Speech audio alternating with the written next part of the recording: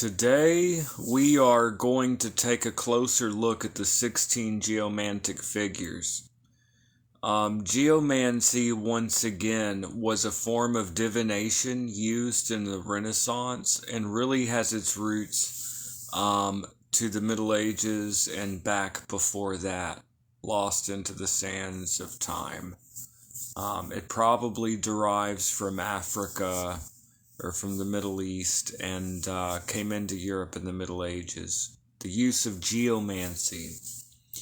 Agrippa or pseudo-Agrippa, whether it was actually written by Cornelius Agrippa or not, it does appear in the 16th century, a text of Agrippa on geomancy. So Agrippa writes a text on geomancy. Okay. In Agrippa's book on geomancy, he says that the power of geomancy, it has to come from some kind of power. Where's that power come from?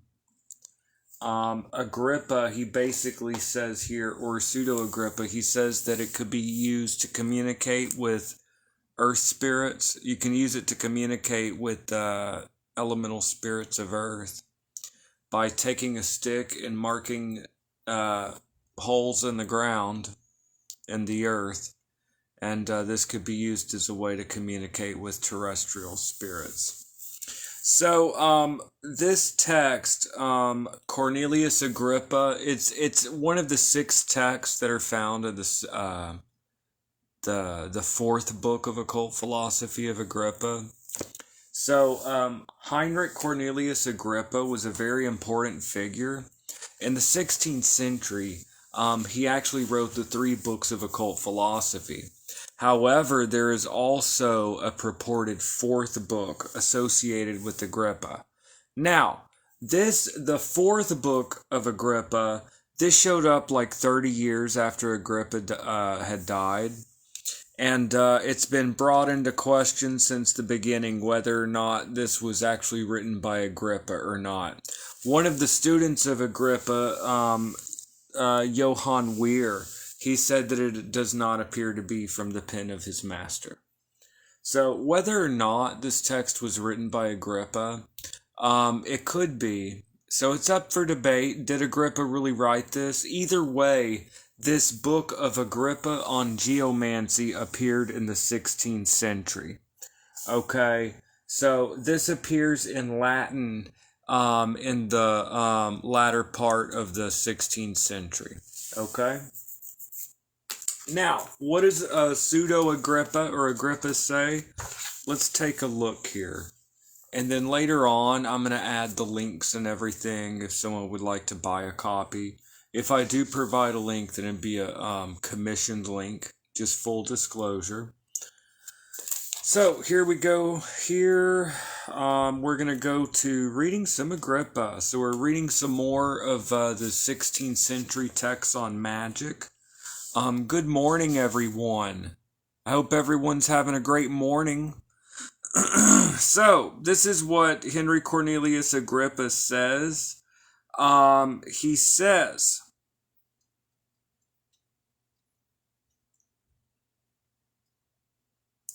geomancy is an art of divination. Now, you'll notice that sometimes I do repeat myself in these videos, but it's intentional. Reiteration helps us to absorb knowledge, especially something as like Agrippa. It's good. Repetition is a good thing, okay? So, Henry Cornelius Agrippa of Geomancy. Geomancy is an art of divination, whereby the judgment may be rendered by lot or destiny to every question of everything whatsoever. But the art hereof consisteth especially in certain points whereof certain figures are deduced according to the reason or rule of equality or inequality, likeness or unlikeness, which figures are also reduced to the celestial figures, assuming their names and proprieties, according to the course and forms of the signs and planets. Notwithstanding this, in the first place we are to consider that whereas this kind of art can declare or show forth nothing of verity, unless it shall be radical and sublime virtue. Okay, so here he's saying, like, if this somehow tells us the future, if somehow we're able to discern the future or get hidden insight, making marks with a stick in the ground, there has to be some kind of power. That's what Agrippa or pseudo-Agrippa just said. Okay? That's what he just said. That whereas this kind of art can declare show forth nothing of verity, unless it shall be radical in some sublime virtue. And he's saying, well, the power of geomancy could be twofold. Now again, this doesn't mean that we have to agree with everything the text says, but this is getting into the mindset of a 16th century occultist, a 16th century magician. What would an occultist in the 16th century say? Well, in this text right here, it says the source of the power in geomancy is twofold. Okay? Now, this text was written around the time of William Shakespeare. Just an FYI. This is a magic book that came from around the same time as William Shakespeare. But it says that the power of geomancy is twofold. The one, unless it shall be radical in some sublime virtue, and this the authors of this science have demonstrated to be twofold. The one whereof consists in religion and ceremonies, and therefore they will have the projectings of the points of this art to be made with signs in the earth, whereof this art is appropriated to this element of earth, even as pyromancy to the fire and hydromancy to the element of water. Then, whereas they judge the hand of the projector or worker to be most powerfully moved and directed to the terrestrial spirits. Okay, Agrippa or pseudo-Agrippa in the 16th century says that geomancy, making the marks in the ground, it's a way to communicate with terrestrial spirits. So one way to look at this is that geomancy is a way to communicate. So you get, where's the hidden knowledge come from? Well, talking to earth elementals. Or you can use it to communicate, as I talk about in my videos, as a method to communicate with planetary intelligences, okay? And this is very common in geomancy. I don't know if you guys are watching YouTubers or watching what different people have to say about geomancy. You know, if people are interested, there's some pretty interesting people on YouTube and out in the community in geomancy. But with geomancy, it's very common. People are still doing it, what they were doing back in the Renaissance. What you would do is you would take a planetary intelligence that is associated with the question, and you would draw the sigil. You would draw the sigil of the planetary intelligence, and you would call on the name of the planetary intelligence or spirit. And basically, you call on the planetary spirit that governs your question, and then you ask the spirit the question, then you make the rows of dots, okay? So geomancy could be used as a way to communicate with planetary spirits and intelligences of Agrippa. Okay, Agrippa lists these. He gives the sigils. Okay, and Agrippa in his three books of occult philosophy, he gives the sigils and talks and lists off the intelligences of the planets. I use the intelligences. There's the intelligence and then there's the spirit. I use the intelligence. So, for example, Yophiel is the intelligence of Jupiter. Okay, Tyriel is the intelligence of Mercury. Okay, so we have the intelligence. Nachiel is the intelligence of the sun. All right, so trace the sigil of the intelligence of the planet that governs your question. What do I mean by that? If you want to know about love or romance, ask the intelligence of Venus. Okay, ask the intelligence of Venus, which is Hagiel. Ask the intelligence, trace the sigil of Hagiel, which is found in Agrippa, and the sigil is in Agrippa. Again, you're bringing Agrippa to life. You're taking Cornelius Agrippa's 3 books of occult philosophy, and you're bringing it to life, and you're doing divination as a Renaissance magician would do. Classical magic lives on. Or if you're asking about work, or let's say you want to know about a business venture, that could be associated with Jupiter. okay, or a job promotion, Jupiter. So the intelligence of Jupiter, the spirit or the intelligence rather of Jupiter is Yophiel. Trace the sigil of Yophiel, call out the name of Yophiel various times. I personally call out this intelligence using the names of God that are listed on the magic squares of the planets, that chapter of Agrippa. So, calling upon the intelligence, or calling on the intelligence of the moon, okay, and using the name of God Elim, okay, for example, which has the gematria value of 81, which is the square of 9. And so anyways, basically you trace the sigil of the intelligence of the planet that governs your question, such as Nachiel for the sun, or Hagiel for Venus, or whatever, or Agiel for Saturn, whatever. And then you ask your question, you write your question down. And what you do is you take a pen and paper, or you can do it in the earth if you want, and you do 4 rows of dots. 4 rows of dots, okay? And what you do is you count up each row. And if it's an odd number of dots, once you count up the number of dots in each row, if it's an odd number of dots, that becomes 1 dot in your geomantic figure. If you get an even number of dots, that becomes 2 dots in your geomantic figure. And thus you construct a geomantic figure.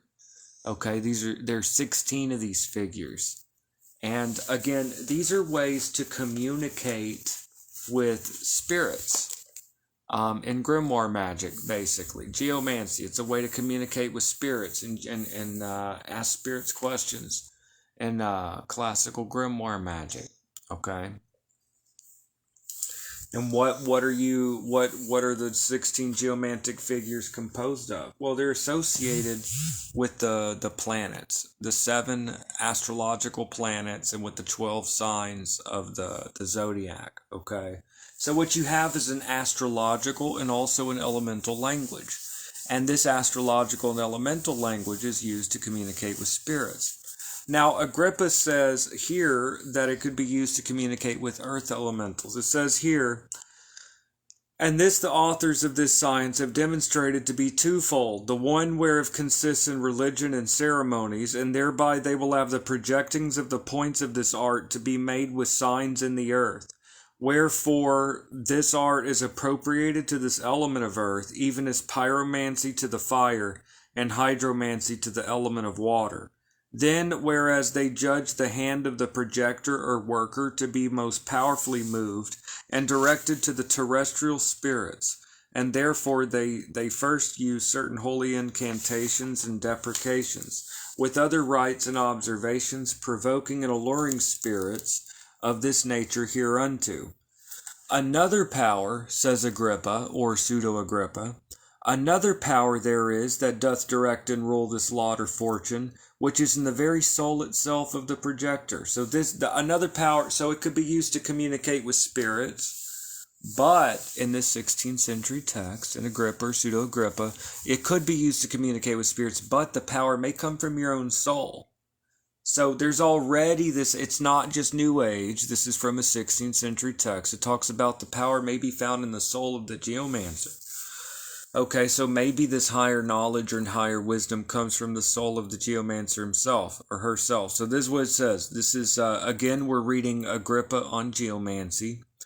Another power there is that doth direct and rule this lot or fortune, which is in the very soul itself of the projector, when he is carried to this work with some great egress of his own desire. For this art hath a natural obedience to the soul itself, and of necessity hath efficacy and is moved to that which the soul itself desires. And this way is by far more true and pure, neither matters it where or how these points are projected. Therefore this art hath the same radix with the art of astrological questions, which also can no otherwise be verified, unless with the constant and excessive affection of the querent himself. Now then we may proceed to the praxis of this art, First, it is to be known that all figures upon which this whole art is founded are only 16, as in the following table you shall see noted with their names. Now, in Agrippa or Pseudo-Agrippa, either way, in the 16th century text, this table here, this table shows the 16 geomantic figures. The 16 geomantic figures are grouped into 8 pairs. 8 pairs. 7 to the 7 sacred astrological planets, and 1 to the north and south nodes of the moon. Okay? And that's what we have here. So, the geomantic figures could be looked at from an elemental standpoint, but also from an astrological standpoint. So, if we look here, all right, at the very top of this, we have the sun. The sun. The sun, there are 2 different geomantic figures associated with the sun, okay? There are 2 different geomantic figures associated with the sun. There is Fortuna Major, okay, and then there's Fortuna Minor. Fortuna Major and Fortuna Minor. And these are both associated with Leo. That is at the top here. Fortuna Major and Minor are associated with Leo. Okay? And the second one here, the moon, Via and Populus are both associated with the moon and Cancer. So again, Cancer has 2 different... Now, something interesting in Agrippa is that Via, according to Agrippa, Via corresponds to the waxing moon, so the increasing moon, whereas Populus refers to the decreasing moon or the waning moon. Okay, so that's according to Agrippa. But both of these figures have to do with the moon. Now, Via, this is a straight line, okay? Now, geomantic figures could be formed by doing rows of dot with a pen and paper or in the ground, okay, and counting to see if it's odd or even in each row. Or it could also be done with 4 flips of a coin to make a geomantic figure. You could say that heads is 1 dot and tails is 2 dots. So you can just flip a coin. Oh, I got tails, that's 2 dots. Flip it again. Oh, I got heads. That's 1 dot. Flip it again. Tails. Oh, that's 2 dots. Flip it again. That's heads. I got 1 dot. Oh, well, I got acquisitio. That's cool. I got acquisitio. Okay, so flips of a coin. There are a bunch of different ways that you can get derived geomantic. You can flip coins. You can do. People use cards. There's lots of ways you can get the geomantic figures. But either way. This table that appears in Agrippa on Geomancy, both Fortuna Major and Minor both refer to Leo and the sun. The moon gets both Via and Populus. Jupiter, you have Acquisitio and also Laetitia. Okay, Acquisitio the way that we do it in these videos, they're different traditions, they're different ways of doing it, okay? Acquisitio refers to Sagittarius and Laetitia to Pisces, okay? Very lucky, both referring to Jupiter. Venus gets 2 figures. Puella, Venus gets like a positive image, okay, that everyone loves, which is Puella. Puella, as a geomantic figure, is the divine feminine. It refers to beauty, and it refers to love, and it refers to fertility, and pleasure, and all these types of things. Wonderful things. Wonderful thing to get, Puella. But amicio means loss. And Agrippa, or Pseudo-Agrippa, on Geomancy, says that amicio is like Venus retrograde.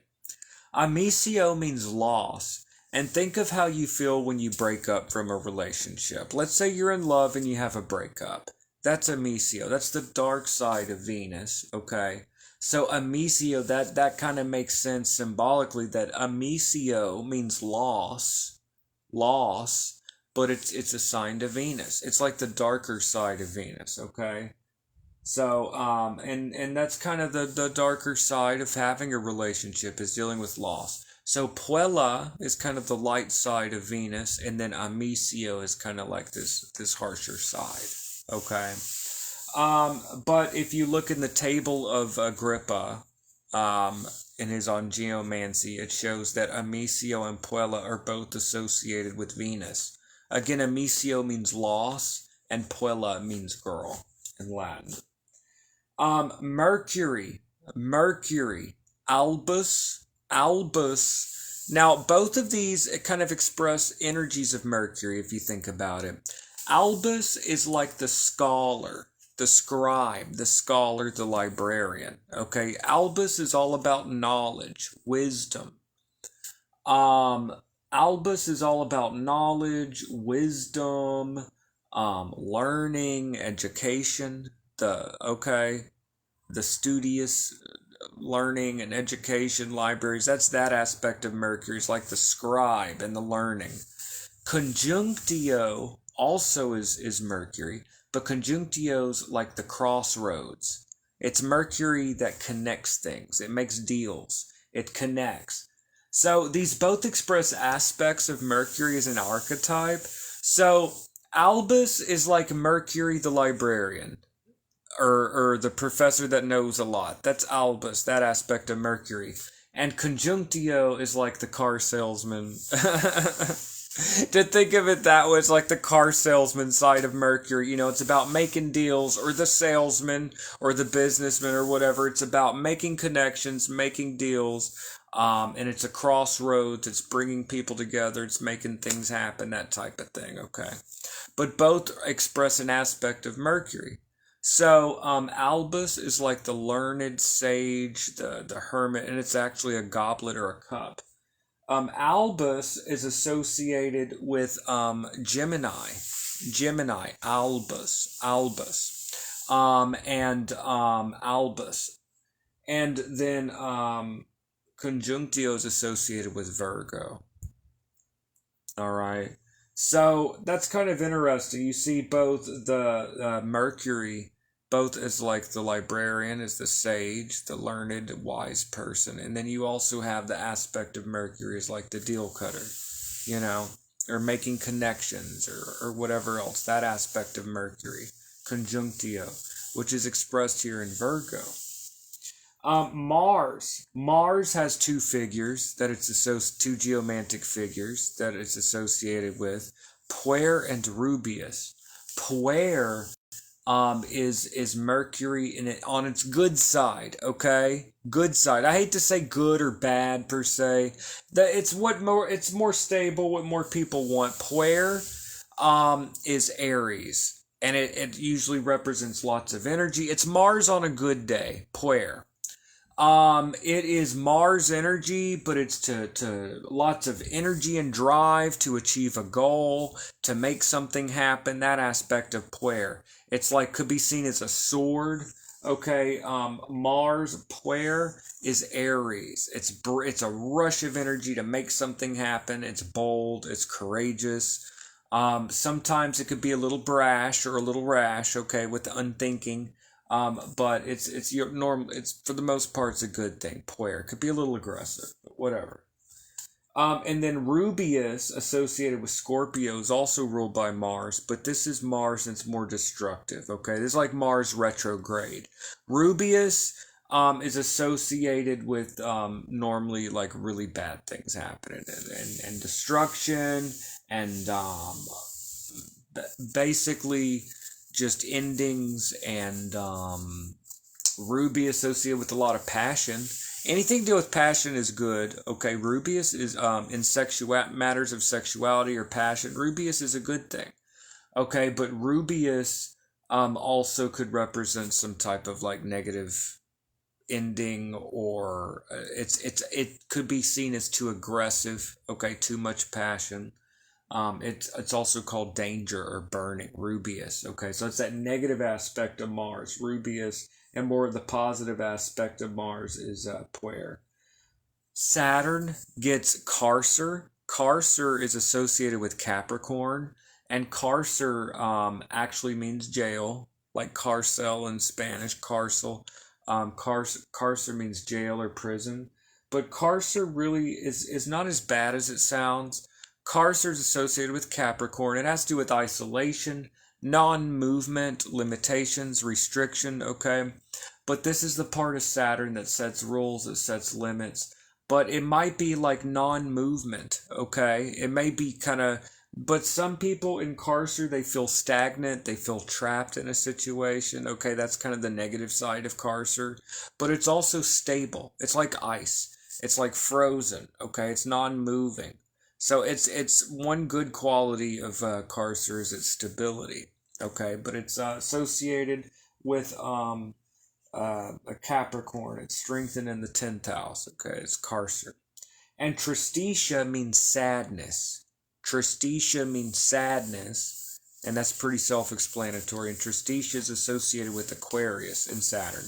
Now, Saturn is often referred to as like melancholy, is referred to as a Saturnine type of thing. So melancholy, sadness is kind of a Saturnine emotion.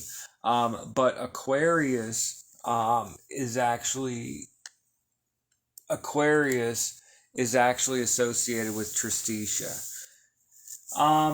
And then the north and south nodes of the moon. Obviously, those are two separate figures that could be paired together. The north and south nodes of the moon are the head of the dragon and the tail of the dragon, or Caput Draconis and Cauda Draconis.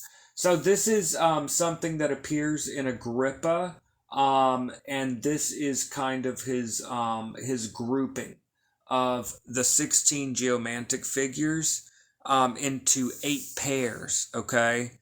Each planet gets a pair, and then the north and south nodes of the moon. So again, here on the left you have Fortuna. Here at the top you have Fortuna Major and Fortuna Minor, are both associated with the sun and Leo. The moon, both Via and Populus, are associated with the moon and Cancer. Jupiter, we have both Acquisitio and Laetitia, which are associated with Sagittarius and Pisces. This also helps people to learn a lot of the astrological attributions, because for example, that Leo, the sun rules Leo, okay? And you see here that the moon, these are also Cancer, and Cancer is ruled by the moon. And then you see here Jupiter, Acquisitio and Laetitia, well, it's Sagittarius and Pisces, okay? And Sagittarius and Pisces are ruled by Jupiter. Venus, okay, you have Libra and Taurus. So really, if you think about it, like this helps a person to learn a lot of their astrological attributions as well. Mercury, you get Gemini and Virgo. And then Mars, you get Aries and Scorpio. And then Saturn, you get Capricorn and Aquarius. And then again, like I said, the north and south nodes of the moon. So geomancy is pretty handy, as a way to kind of it's like a grammar, but it also gives us a language, literally an astrological language, to communicate with astrological spirits, which is the really exciting thing, because you can talk to like a spirit of Mars or Mercury or the sun and ask it questions using geomancy, or you could talk to earth elementals and using geomancy. Yeah.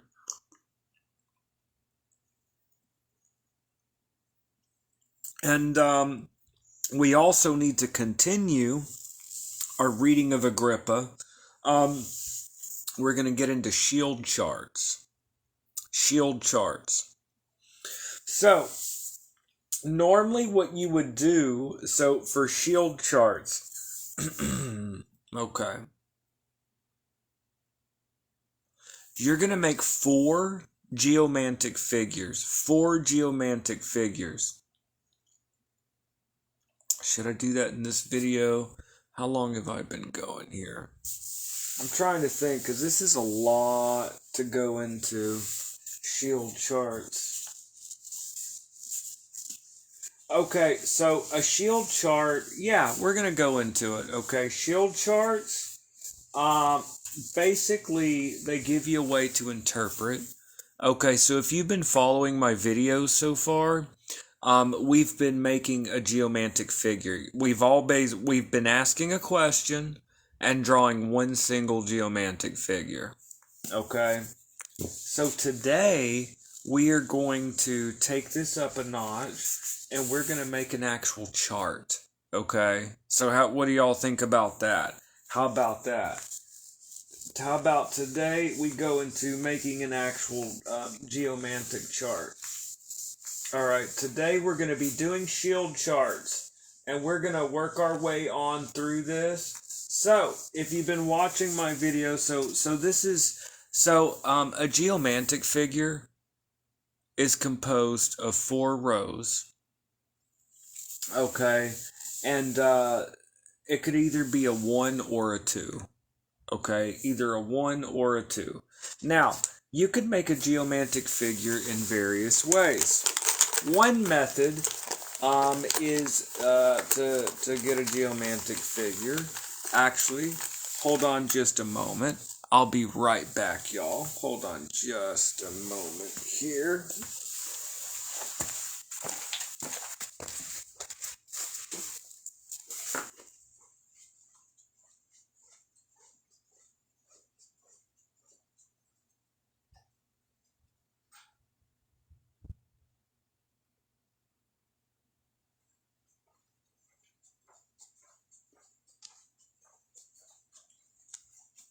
All right, y'all. I hope everyone's having a great morning. One method to draw a geomantic figure is to take a coin. Take a coin, okay? This is one method. Now, in the I Ching, for example, people use coins. One way, I want people to know all the different ways and have all the different tools at your disposal. Now, I want y'all to try something a little different, okay?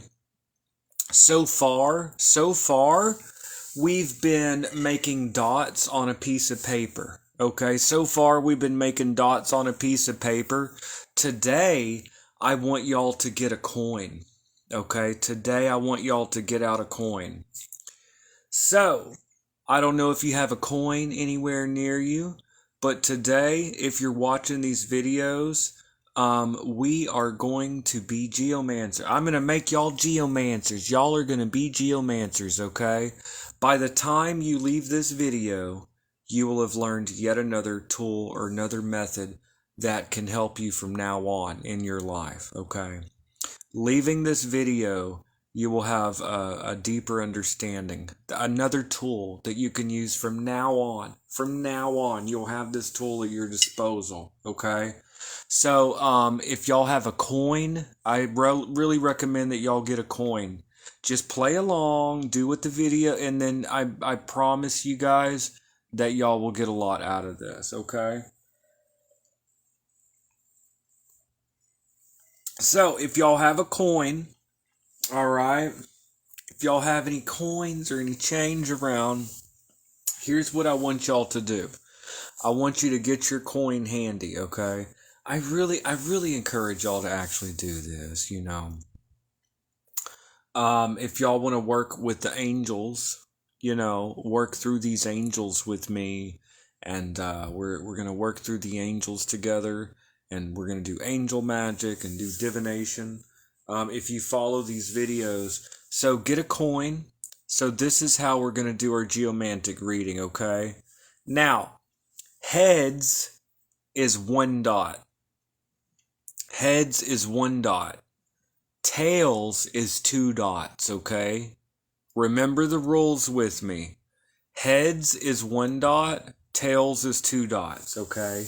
Heads is 1 dot, tails is 2. Now, I want you to ask a question with me, okay? I want you to ask a question. And you're still going to need a pen and paper. I'm sorry, y'all. You're still going to need a pen and paper, but it's without all the dots, okay? You're going to need a coin and a pen and paper, y'all. Now, I'm going to think of a question. All right? All right. Let me see here. What will my question be? Have you thought of a question yet? Okay. Get a coin. Okay. You're going to need a pen and paper, some way to record your result. Get a coin. We're going to mix it up. Okay. So, what is my question? Have y'all thought of a question? Let me see here.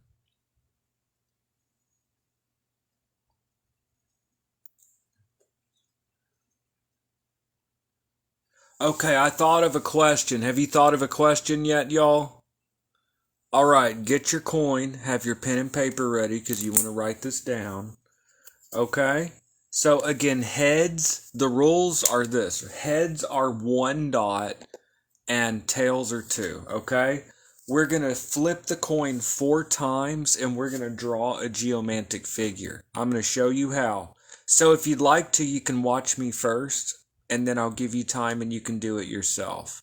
So watch me first if you'd like, or do it with me. So here we go. I've got my question. Okay.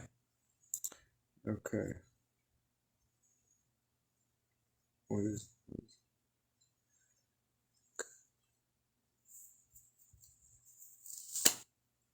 Okay. Heads. Heads is 1. Okay, so the top of my geomantic figure is 1. 1 dot. Alright? Heads. Alright, I'm going to flip the coin again. Still thinking of my question. Still thinking of my question here.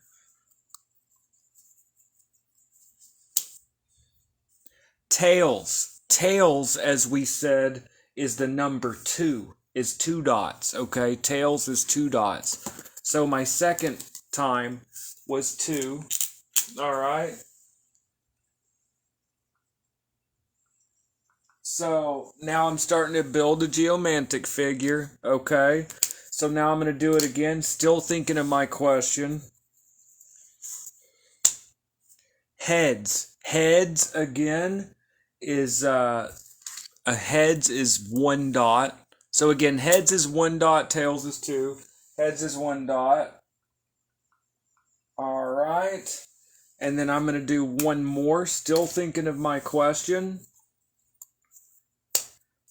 Tails. Tails is 2 dots. All right. All right. So in my case, my geomantic figure I drew was Amicio. Amicio. Okay. What did you get? All right. What did you get? Because I know that you guys are doing this with me. What did you get? Okay. So did you see how that worked? Today we changed it up a little bit. We used a coin. Heads is 1 dot, tails is 2 dots. Flip it 4 times and draw what you get, and you get a geomantic figure. Okay? So, that actually makes sense, and that is actually a good response for what I was looking for. I'm going to remember that, and I'm going to reflect on that more. You know, really, geomantic figures are also meditative devices. They help you to really reflect upon yourself and upon life and upon archetypes and things like that, you know. Much like any other system like this, whether they're the hexagrams of the I Ching or whether you're dealing with the runes or the 22 major arcana of the tarot. All right. How's everyone's morning going today? How are y'all doing? All right. So we talked a little bit about this. So now, how do you do a shield chart? How do you do a shield chart? Okay. Oh, what did y'all get? What did y'all get? Okay, if you have a coin and a pen and paper, ask a question, hold the question in your mind, or ask it to yourself. Flip the coin 4 times, and what did you get? In each flip, if it's a heads, it's 1. If it's tails, it's 2. If you would like, you guys can post what did you get? What did you get as your Geomantic figure, guys? All right, and we're going to continue with our reading of Agrippa, and we're actually going to go into shield charts. Okay, we're actually going to go into shield charts today. All right, we're going into shield charts, y'all. So what you would do is you would do this 4 times, and you're going to get a figure called the Mothers. Now, there are 2 main ways to do a reading. Okay, so what you do is you do a chart. It's called a chart. Okay, you could do a reading like we've been doing in these videos up to this point and just draw one figure. You could just draw one figure for your reading. Okay. But if you want to do a more elaborate reading and do like a full chart to answer a question for yourself or for a client, if you want to do a more elaborate reading, you can do a chart. Now, there are 2 main ways to do this. And Agrippa, in his On Geomancy, whether it was written by Agrippa or someone else, Agrippa or Pseudo-Agrippa on Geomancy in the 16th century, he talks about these 2 methods. The first is the shield chart. Shield chart. Okay? The shield chart looks like this. Okay? The shield chart. It's called a shield chart, and it makes like a shield. Okay? A shield chart. Now, the shield chart basically, it looks like this, okay, and all right. So here at the bottom you have the judge, then you have the 2 witnesses, okay. This is what a shield chart looks like.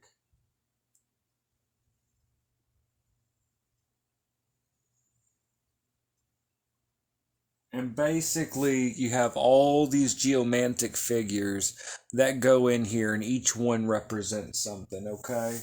So, for example, these 4 are referred to as the 4 mothers. From these 4 figures, you get the 4 daughters, okay?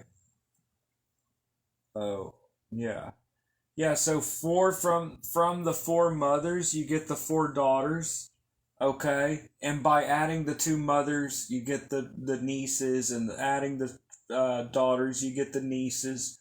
From the nieces, you get the witnesses and the judge, and these can be divided into triplicities, and they can be looked at in different ways to give a reading, okay?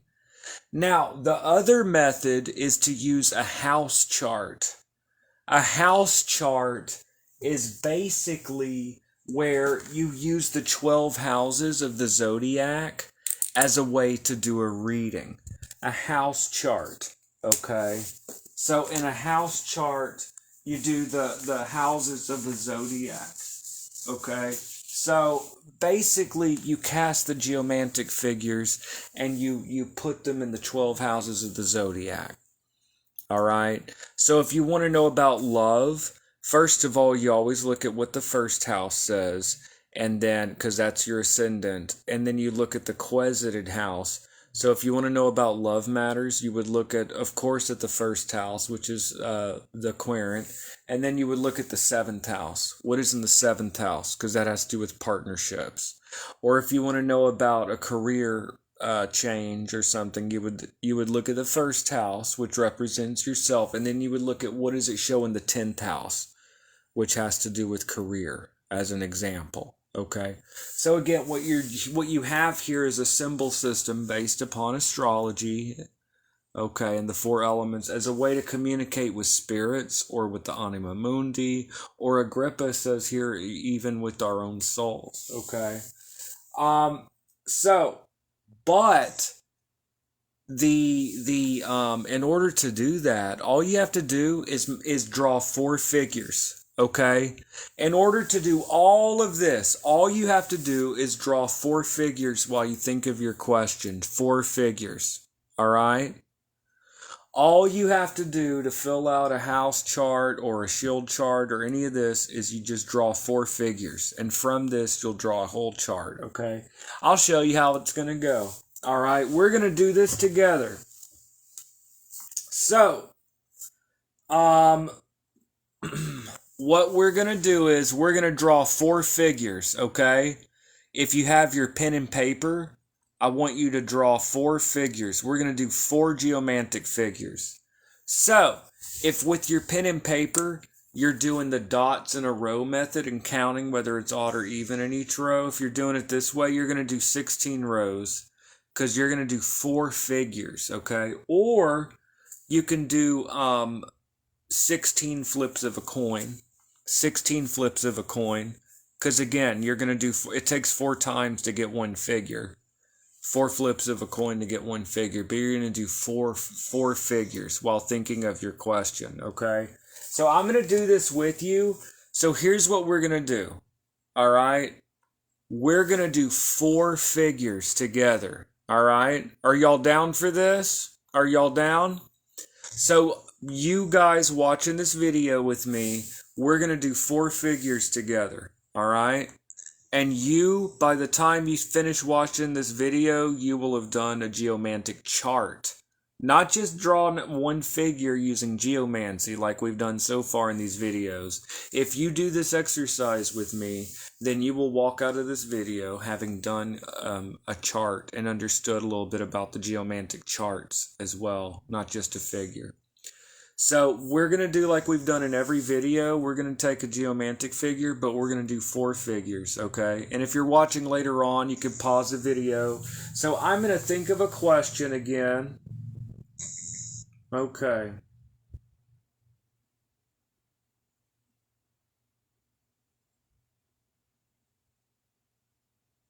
All right, so we're going to do 4 figures. So I'm going to use a coin.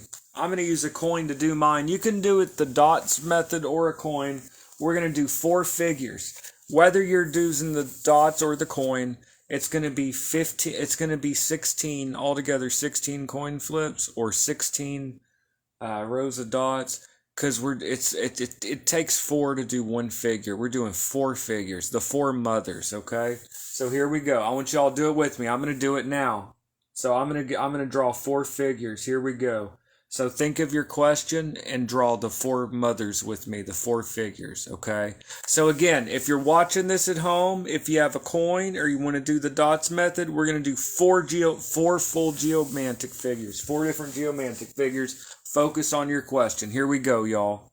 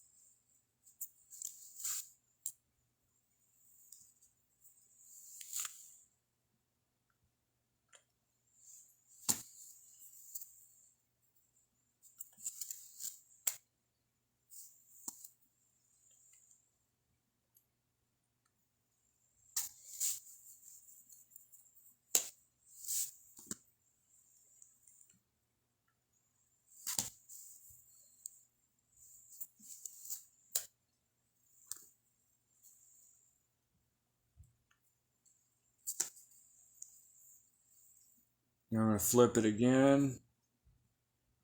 Still thinking of my question. I got heads, which is 1. I'm going to flip it again. Still thinking of my question. Tails, which is 2. Alright. I'm still thinking of my question. Tails, which is 2. I'm now doing my 3rd figure. I'm going to do it again. Tails, which is 2. Alright, and then I'm going to do it again. Whoops. Well, what did I get? Tails, which is 2. I'm going to do it again. All right, heads, which is 1. All right, that's Tristitia. All right, so I'm still flipping the coins. Now I'm going on to the 4th figure, tails, which is 2. All right, I'm going to do it again. Tails, which is 2. And we're going to do it, flip the coin again. Heads, which is 1. And then flip the coin again. And heads, which is 1. All right, so now we have our 4 figures. These are the 4 mothers, okay? So, did y'all do that? I have my 4 figures. My 4 figures are Fortuna Minor. My 4 figures are Fortuna Minor, Cauda Draconis. I have Tristitia and Fortuna Major. These are my 4 mothers. These are going to be, they're called the mothers because a whole chart is going to be based on these 4 figures, okay? So did y'all do those at home? Did y'all make your 4 figures? If so, we're going to do a whole chart. Now, those of you that are watching later on, if you pause this video and you do this with me, you'll leave this doing a whole chart based on these 4 figures, okay? So we're doing 4 geomantic figures. You just watch me do it with a coin. I did 16 coin tosses. For each of the 4 coin tosses was 1 figure. So I tossed the coin 4 times. The first time I got heads. Heads is 1 point. Tails is 2 points, okay? So I did 4 coin tosses. And the results were heads, heads, tails, tails. Heads, heads, tails, tails is Fortuna Minor. Okay, so then I flipped the coin 4 more times. I got heads, heads, heads, tails. That's Cauda Draconis, the tail of the dragon. I flipped the coin 4 more times. I got tails, tails, tails, heads. That's 2, 2, 2, 1. That's Tristitia. I did it 4 more times. I got tails, tails, heads, heads. That's Fortuna Major. Okay, so I have my 4 figures. I did 16 coin tosses and got 4 geomantic figures. So if y'all got your 4 mothers, we can now build this into a chart. So, how do we build this into a chart? I'm going to show you right now, y'all. We're going to go into this right now, y'all. Let me see here. All right, give me just a second here. So let me write these down so I don't forget them. And we'll make these into a chart, and I'll show y'all at home how to do it. So we have I have in my reading, okay, my mothers of my chart are going to be Fortuna Minor, Cauda Draconis, okay, and then Tristitia, and then Fortuna Major. Okay, so these are going to be my 4 mothers. Fortuna Minor, Cauda Draconis, Tristitia, and Fortuna Major. Okay, so y'all at home, you got your 4 mothers. We're going to build this into a chart. I'm going to show you how a shield chart is a house chart. If you do a shield chart, you've got a house chart in it. Okay, so we're going to break this down. We're going to do a shield chart. This is going to be probably the biggest shield chart you've ever seen. All right, we're going to do a shield chart here. So it's called a shield. It's like a crest, like one of those family crest things, you know? A shield, all right? So here's what we're going to do. You're going to make a shield like this, like a badge, like you know. All right, and then we're going to cut this into... We're going to cut 4 rows. We're going to cut this badge or this shield into 4 rows, okay? So first, we'll cut it in half. All right, you got your badge or your shield. You've cut it in half. Now we're going to cut each one of those in half. Okay, so the top row cut in half. The bottom part cut in half. Now we have 4 rows. Okay, you got 4 rows in your shield. Now, this bottom row, we leave that alone. The bottom row, that's where the witness, that's where the judge will go. Okay? This bottom row, that's the judge. That's like the one figure that's like kind of in a way. It's like the one answer to your question. If you're going to draw one figure as the answer to your question, it's the judge. It's this bottom row. Leave it alone. The one above it is 2. Okay? Actually leave the bottom one alone and draw a line up the whole figure. So leave the bottom alone and then divide the rest of the figure. So each time working up, it doubles. What do I mean by that? The bottom is 1. What is the double of 1? It's 2. So the second row up is 2. What is the double of 2? It's 4. So the next row up, you're going to divide the next row up into 4. Okay? So 4. Here we have 4 squares. So what's the double of 4? The double of 4 is 8. So at the very top, we divide these into 8 squares. Okay, so you see how this doubled? It's like binary. I know this may sound confusing at first, but it makes sense as you do this over time. So at the bottom is 1, then 2, then 4, then 8. Okay, so each time it doubles. All right, so this is the shield chart. All right, shield chart. Which is what you're going to do. Now, the top right row actually, in these videos, I'm going to have to do it this way because it's reversed. I'm going to do it this way. Yeah. I'm going to do it where the perspective of the video. It's going to be the opposite for me. But we're going to make it happen, Captain. Yeah.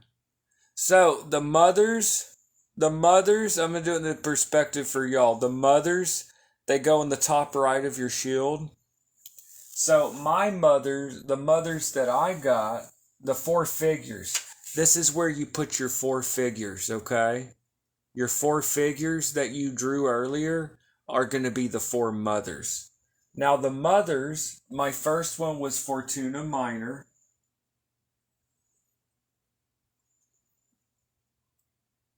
Okay, got my first mother in the top right. In the top right, you put your first mother. Now you put your second mother. My second mother is Cauda Draconis. The 4 mothers are just the 4 figures that you draw. Like I said, they're called the 4 mothers because you build a whole chart based on 4 figures. You draw 4 geomantic figures, you make a whole chart. That's why they're called the 4 mothers, okay? The 4 mothers that I have, Cauda Draconis, then Tristitia, and Tristitia. Alright. And then the last final of the mothers that I drew was Fortuna Major. So I'll take that, Fortuna Major is genuinely good. So you have your 4 mothers in the top right row. Okay? Now, we're going to now do the daughters, okay? So these 4 figures, these are the 4 figures that you drew earlier, okay? Now I'm going to show you how you draw these. Actually, let's read Agrippa. Actually, let's build this chart as we read through Agrippa, okay? Let's do that. So again, we're reading Agrippa or pseudo-Agrippas on Geomancy. This is a Geomantic text from the 16th century. So again, we're studying Geomancy. We're reading the actual Geomantic text, okay? And I'll actually give a link later on if you purchase using my links. By the way, if you do purchase using my links, those are commissions, so I do earn a commission. Okay, so that's part of the way of me monetizing my comments, just a full disclosure. So here we are, y'all. Okay, so now I'm going to read, we're going to work through this chart, but we're going to do it reading Agrippa or pseudo-Agrippa as we build this chart. Okay, we're using 16th century magic methods. Are y'all excited? It's pretty cool. All right, so here we go. And now we come to speak, and this is where I left off last time, reading Agrippa on Geomancy, on Friday or whatever. Okay, so here we're picking it up. And now we come to speak of the manner of projecting or setting down these figures, which is thus, that we set down the points according to their course in 4 lines, from the right hand towards the left, and this in 4 courses. This in 4 courses, talking about doing 4 lines to make a figure. And this in 4 courses. There will therefore result unto us 4 figures, made in 4 several lines each, according to the even or uneven marking every several line, which 4 figures are wont to be called mothers. Again, these 4 mothers, that's what Agrippa's talking about here, mothers, which do bring forth the rest, filling up and completing the whole figure of judgment. So again, these 4 figures, these make the whole thing, the 4 mothers. Okay, Agrippa actually gives, he shows 4 mothers. These are 4 mothers, okay, 4 figures here.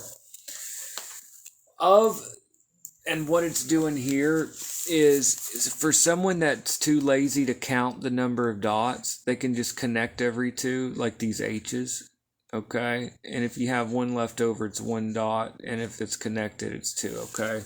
So here Agrippa has 4 mothers. Albus, okay,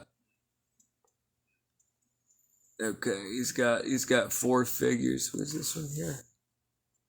Oh, that's a typo. Probably Puella. Okay, so Albus, Puella, and then Tristitia and Via. 4 mothers here. Of these 4 mothers are also produced 4 other secondary figures, which are called filii. These are daughters. So here's the next part, and we're going to do it right now. Of these 4 mothers are also produced 4 other secondary figures, which they call filii or succedents, which are gathered together after this manner.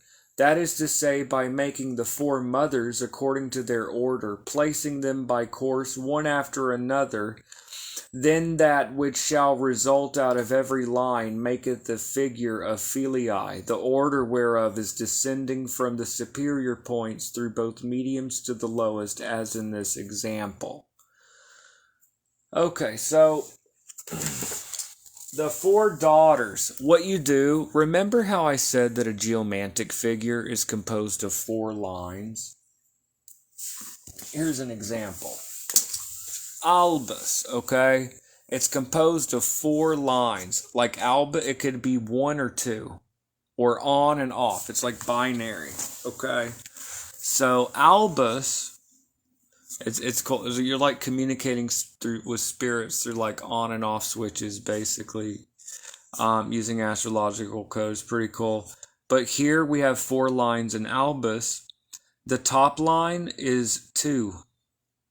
The neckline in Albus is 2. The body line in Albus is 1. It's the one active one. And then the feet line is 2. So the figures could be seen as head, neck, body, and feet. Okay, or they could be seen as elemental. Fire, air, water, and earth. Okay. You could say that air is only active. 2 means passive, 1 means active. So Albus is passive fire, passive air, active water, and passive earth. Okay, so you can see these are elemental 2s or 1s and 4 figures. So what you do to get the daughters is basically this. The first daughter is derived by looking at the heads of the 4 mothers. So, what you do is, is it 1 dot or 2 dots in the head of the first mother? Well, in my figure here, my first mother is the head of the tail of, my first mother is Fortuna Minor, okay? My first mother is Fortuna Minor, And as we see here, the head of Fortuna Minor is 1. So my first daughter, the head of my first daughter is 1. The first daughter is composed of the heads of the four mothers, okay? The heads of the 4 mothers. So how many is it, a 1 or a 2, the head of the second mother? 1. Okay.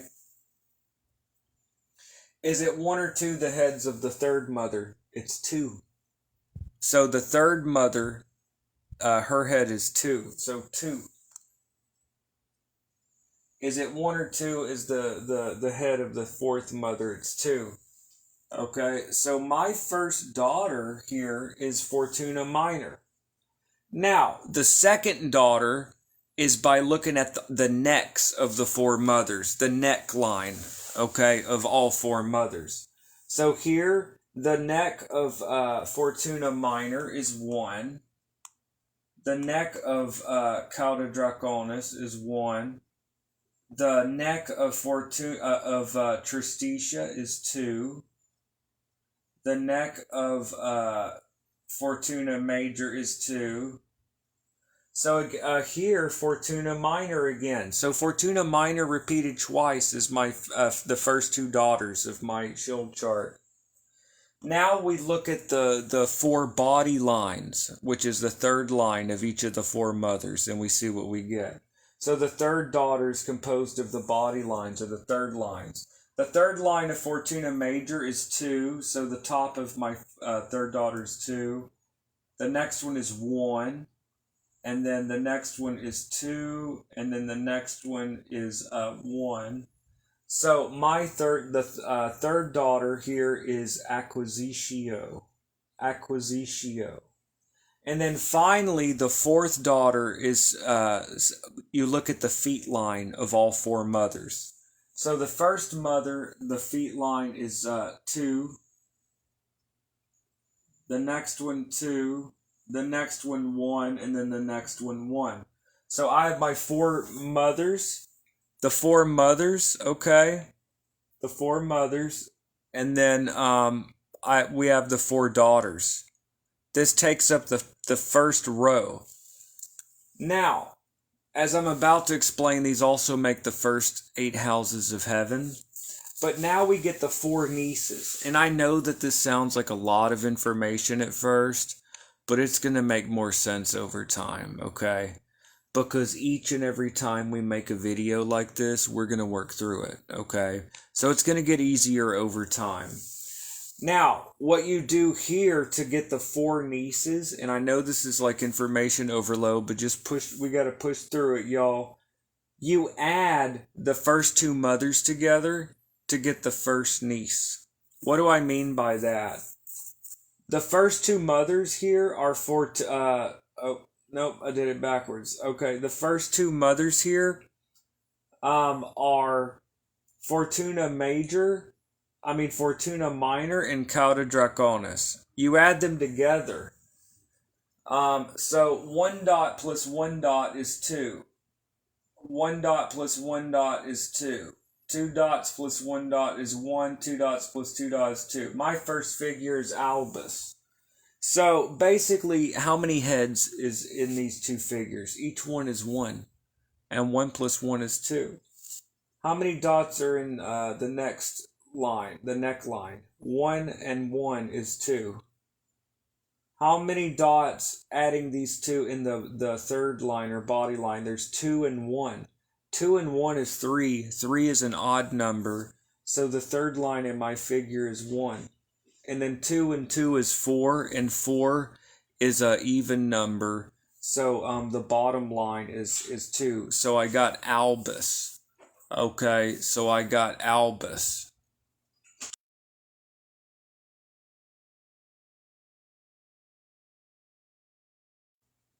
Okay, so here we go. So you add them together to get the 4 nieces. So 2 and 2 is 2. 2 and 2, 2, 2 and there's 1, 1 and that's Albus. So Albus again. I got Albus twice in my reading. I got Albus twice. That's pretty cool. Then when you add up these 2, 2, 2, 2. I got populus. Adding these up, 2, 1, 1, 2. Conjunctio. Now, you add up these two nieces and these two nieces to get the two judges. Okay? Add up these two nieces to get these two judges. And then you add these two to get the judge. Okay? Here we go. All right. So I know that this sounds like a lot of information, maybe since kind of overload all at once if you've never done this before. But this is a shield chart. So basically, the four mothers, okay, the four mothers are really the only four figures that you drew. The four mothers are actually the only figures that you actually drew. And from that, you get the four daughters. And you can look these up online. Look up a shield chart, Geomancy. Okay? And then basically, by adding the two above it, the two mothers, you get the first niece. Add the two next mothers, the next niece. Add the two daughters, the next niece. Add the two other daughters, the next niece. Then you add the two nieces, you get the left witness. Add those two nieces, you get the right witness. And basically, you get the judge. Okay? So how this works is the judge, the bottom of this figure is like the most important figure, okay? The judge is like the one, it's like the drawing one figure. You could look at the judge as like if you just drew one figure to answer your whole question. If you use this whole elaborate method to draw one figure, it would be the judge. Here it's conjunctio. That's actually pretty good, and that actually makes a lot of sense. And like that kind of helps me out with my question. Okay, what did y'all get? What was the judge in your reading? So basically the four mothers build out the rest of the chart. Now, a lot of people will talk about the house charts, okay, and differentiate it from a shield chart. But the house chart is found in a shield chart. Why do I say that? Because now there are different ways to build a house chart, but following this method, which is the easiest, the simplest, makes sense, found in Agrippa, what you do is, so the top row are the first 8 houses of heaven, and then the second row, the nieces, are the last 4 houses of heaven. So the top 2 rows of a shield chart, there's your 12 houses. There's your 12 houses, okay? Plus, you get the 2 witnesses and a judge. So what people need to understand is that a shield, people talk bad about shield charts. They're like, oh, it's a shield chart. But look, this has all 12 houses of the zodiac, all 12 houses of a house chart, plus you get the 2 witnesses and a judge, okay?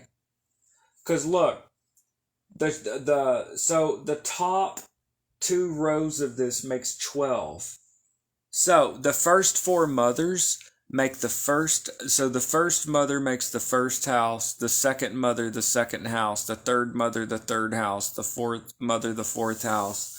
The first daughter makes the 5th house, the second daughter the 6th house, the third daughter the 7th house, the fourth daughter the 8th house, okay? And then the first niece makes the 9th house, the second niece the 10th house, the third niece the 11th house, and then the fourth niece the 12th house. So these top 2 rows, that's all 12 houses of a house chart. Plus, you get the 2 witnesses and the judge. What more could you need, I just do a shield chart, and then you could look at this. Okay, I could see in the first house, analyzing my own chart in this way, I could see, I did it this way because I'm doing it for the video to correct it. My first house is Fortuna Minor. That's actually pretty cool. Okay.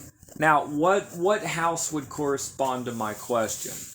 Let me think for a second here.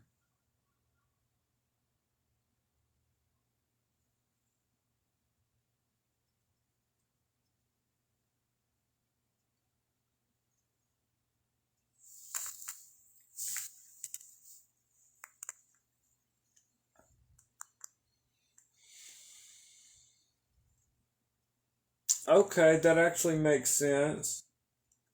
Okay, so what you do is you look for the house that corresponds to your question. So if you asked about relationships, look at the 7th house. Just count the 4 mothers and then count 3 more daughters, and you count the 7. Oh, it's the 7th house. Okay, you know what, the 3rd daughter is the 7th house. What figure appears there? And you know the 1st house is always going to be the 1st mother. So the 1st mother is always you. It represents you in a house chart. And then look at what is the 7th figure that you drew. Okay, the 3rd daughter. That'll tell you about the 7th house. Or let's say you want to know about your career. Okay, look at what was the 10th figure that you drew. Okay, what was the 10th figure that you drew?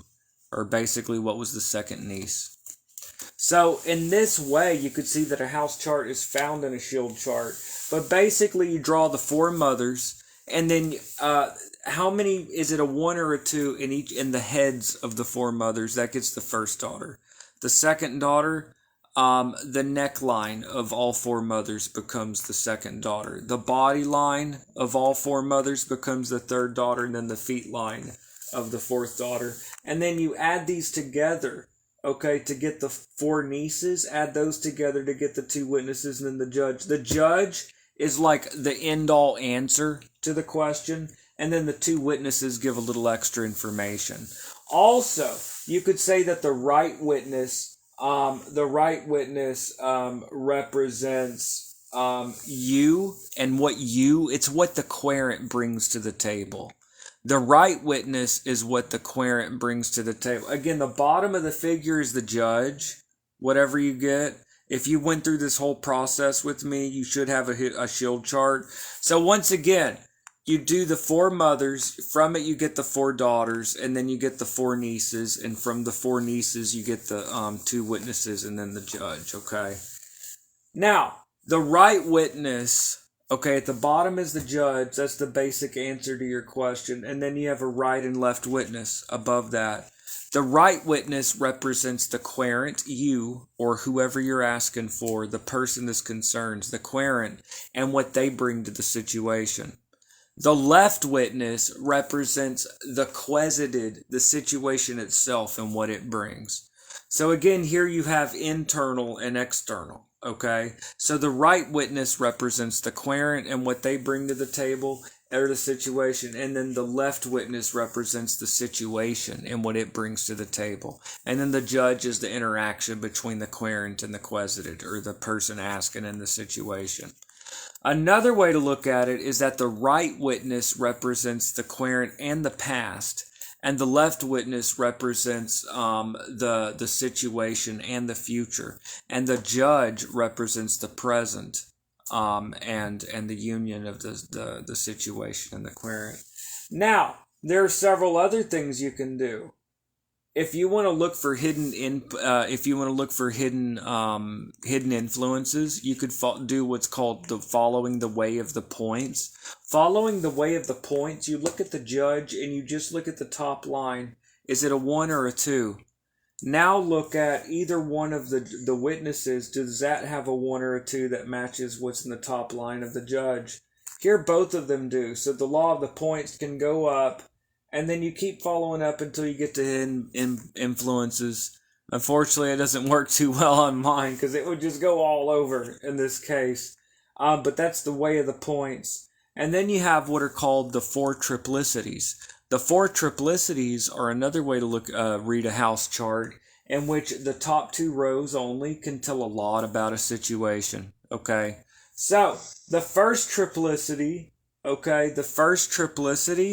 The first 2 mothers and then the first niece. This triplicity represents the querent. Okay, that's the querent. Okay, and everything you bring to the table. The first 2 mothers and the first niece represent the first triplicity. That's the querent. The second and third the 3rd and 4th mother and second niece. This represents the events going on in the querent's life at the time of the reading. The 3rd triplicity, which is composed of the 1st and 2nd daughters and the 3rd niece. This represents the home and work environment. And then the 4th triplicity which is composed of the third and fourth daughter, and the fourth niece represents friends, associates, colleagues, people in your life. Now, there are other things you can do with a shield chart as well. I've seen some people do it as a way to do like a monthly reading. What is going to happen this month? What's going to happen this month? You use the 4 triplicities to represent the weeks. So you have week 1, week 2, week 3, and week 4. And each one is composed of a right and left witness and a judge. So each of these 3 triplicities could have a past, present, future, and also the situation and the querent, and then the union of the two, and a past, present, and future. So each one of these can be said to be composed of a querent and the situation and the union of the two. Okay, so that is a basic idea of a shield chart. All right, so going back to Agrippa. Of these 4 mothers are also produced, actually let me go back because I like to repeat, okay? It helps a person to learn because we're reading Agrippa here. And now we come to speak of the manner of projecting or setting down these figures, which is thus, that we set down the points according to their course in 4 lines, from the right hand towards the left, and this in 4 courses.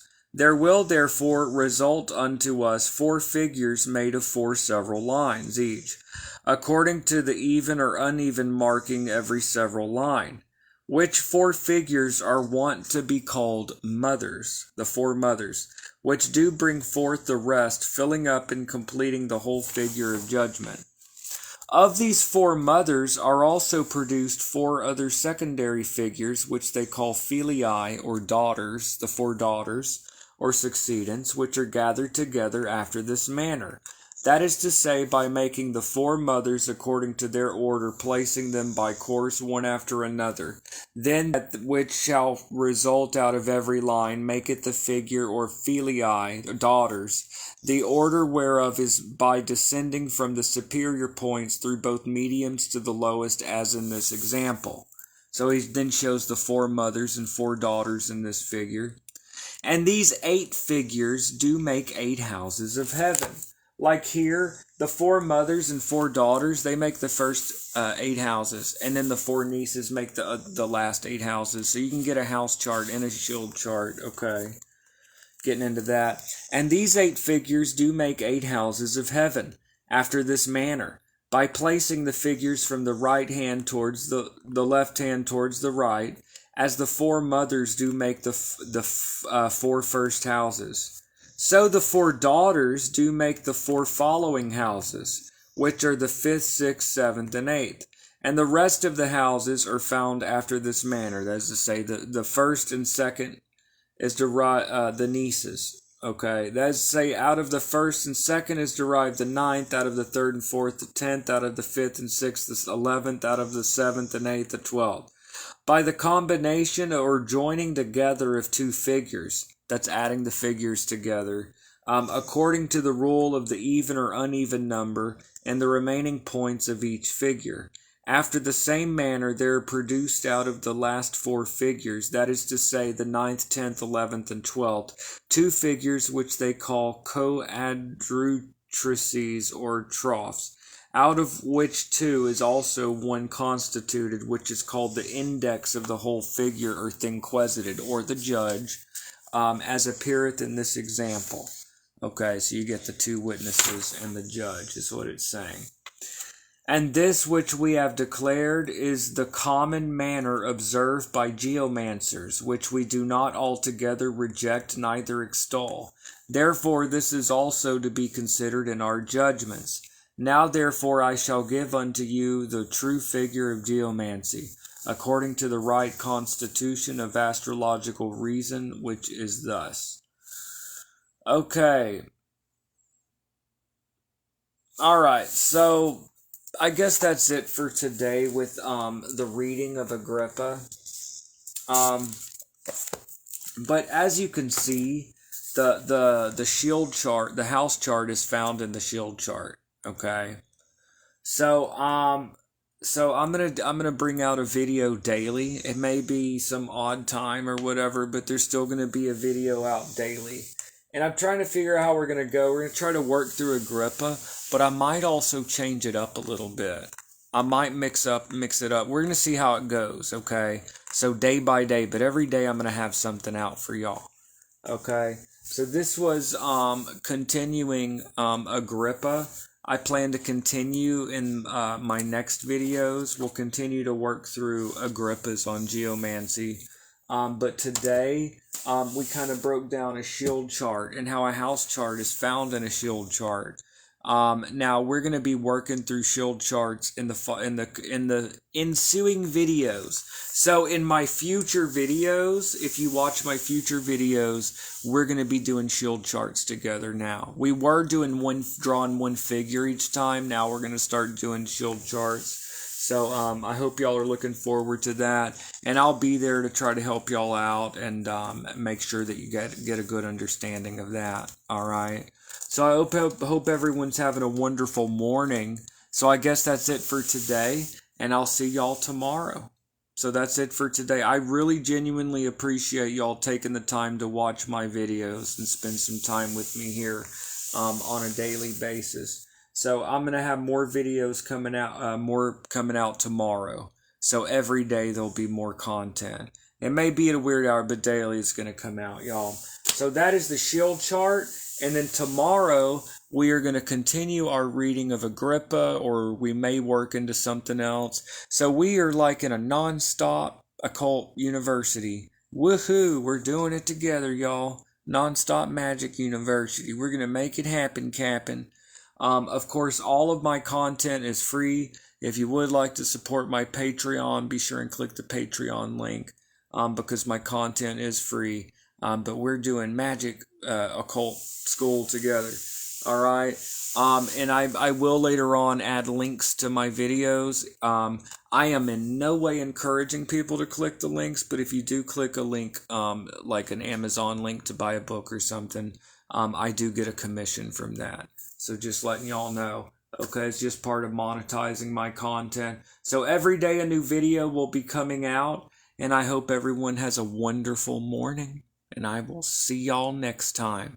Have a great day, y'all. Thank you for joining me. Thank you.